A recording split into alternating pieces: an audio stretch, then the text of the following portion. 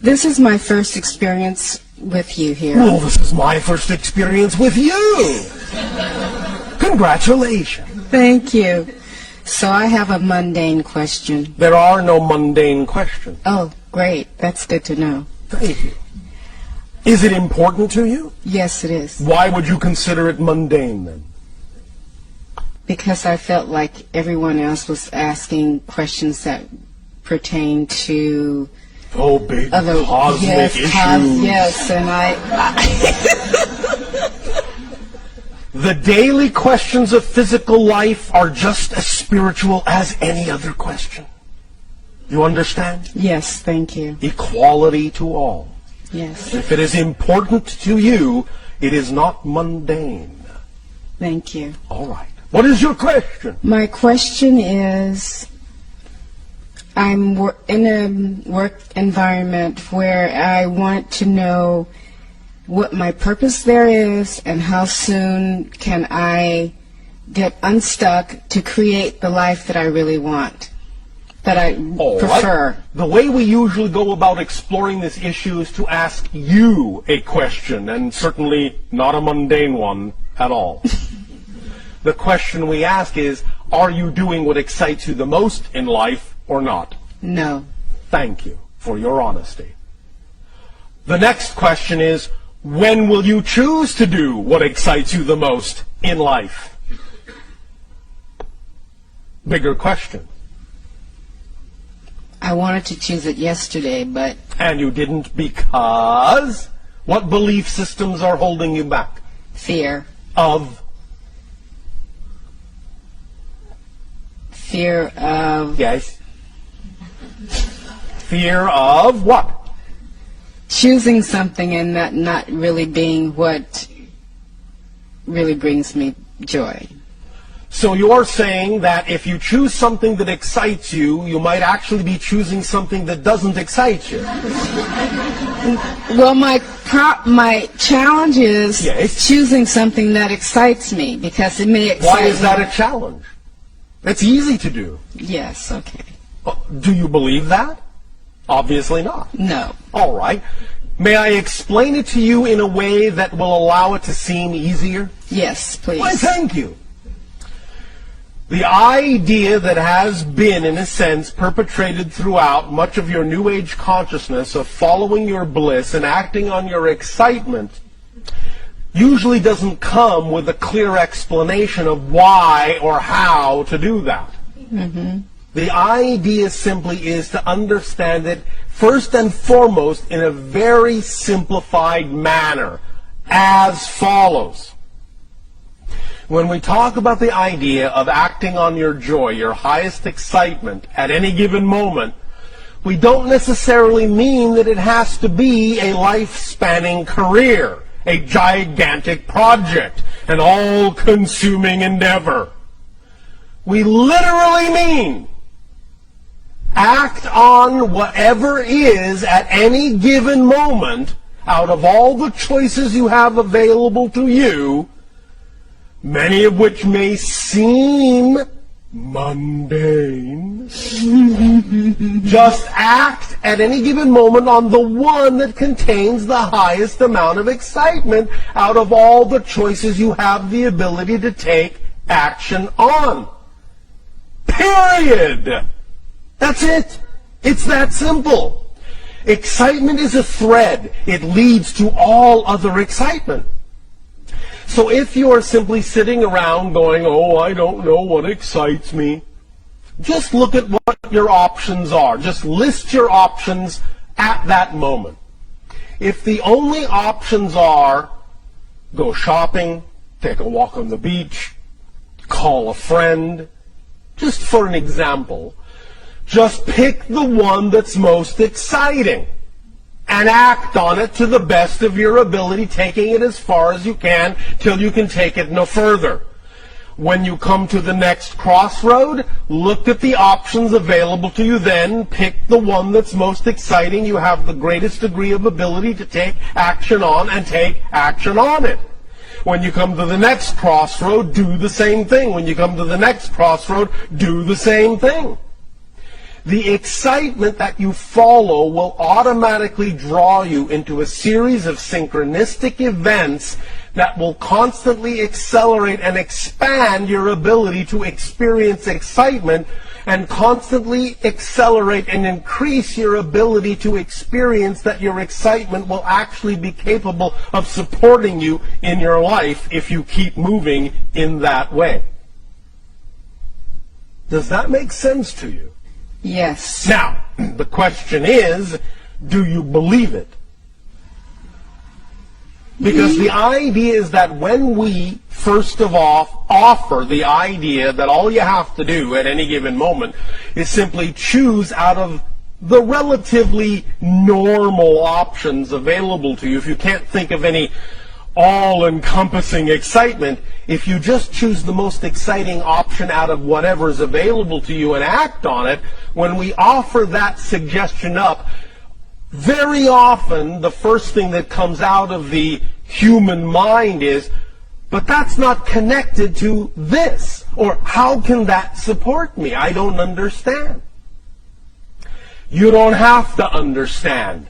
That's the beauty of it.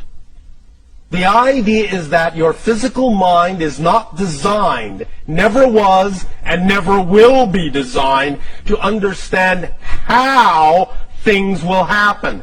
It is not designed to understand or comprehend how something that you act on that excites you will bring you the thing you need somewhere down the line. So you don't have to think about how that's going to happen. All you have to do is act on it knowing that it will. Because the human mind is only designed to experience how things are happening. That's it.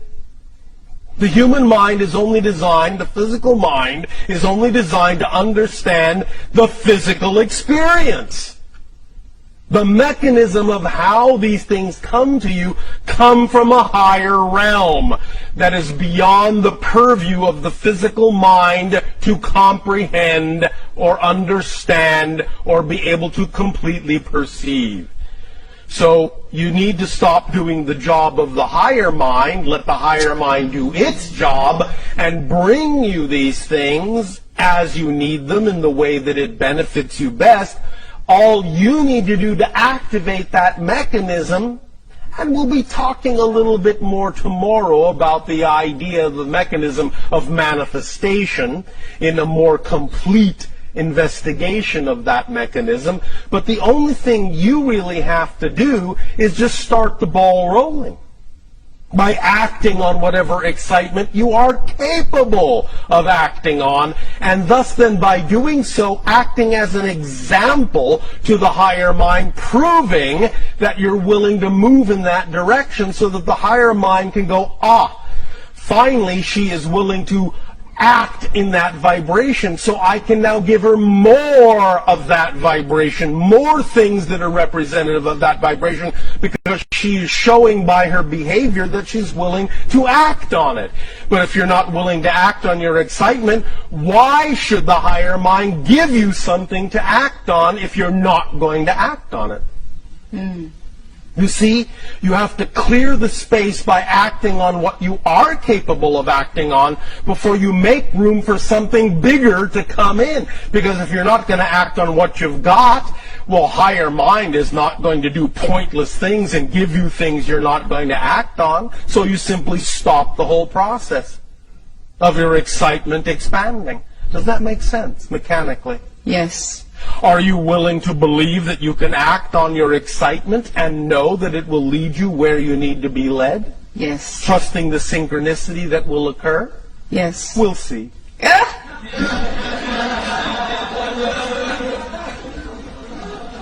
But that's the basic explanation of how it works. So when you say you have a difficult time figuring out what excites you, I apologize, but we actually don't believe you. Because it's really simpler than you think. You're just having a difficult time understanding a clear definition of excitement and following it. You follow? I do follow. I think the other part of that is because if I'm in a work environment and Yes. my excitement may be not to be there, then leave. Although, understand, we are very aware of what your belief systems are all about, many of you. And if you have a belief system that says if you leave that work environment, as much as you may not find it exciting, if you have a belief system that says that leaving that work environment is going to put stress on you, is going to, in a sense, cause you harm in some way, then you must honor your belief system for as long as you're going to hold on to it. But at least take the steps you can take. At least take the steps of acting on your excitement that you are willing to take. And the more you do that, the more your excitement will prove to you that it can support you as well. And the more it shows you it can support you, the more you'll be willing to let go of those things you don't prefer. So you can do it at your own pace. Don't dishonor your belief system. You can jump off the cliff, but only if you believe that you actually will fly. Otherwise, I would suggest you're in for a very hard landing. So don't dishonor your belief system. Don't just think, all right, I'll just throw caution to the wind and ignore my beliefs. That will always get you smacking into that brick wall we're going to talk about tomorrow. But the idea is that when you work with your beliefs and understand why you have the belief that you can't be supported in something that you love as opposed to something you don't love, then when you work with those beliefs, you can change them. And the more you change them, the more you will relax into understanding how your excitement can, in fact, support you. One very strong exercise that I would always suggest to many of you, because it is based in your own reality, so it has more opportunity to stick in your mind, is to look at examples in your world of people that are making a living, in fact making a wonderful living, being supported by doing nothing but the thing that excites them the most. Because I guarantee you, when you look at them and understand how they're doing that, you will understand that if they can do it, you can do it. There is nothing special about them in that context. If you can see it, if you can attract into your reality an example of someone acting on their joy and being supported in their life by doing so, if you could have attracted that example into your reality, if you are capable of even perceiving it, that means you are capable of living it. Otherwise, you wouldn't have been capable of perceiving it, because reality doesn't do pointless things, and you cannot perceive what you are not the potential vibration of. You follow? Yes.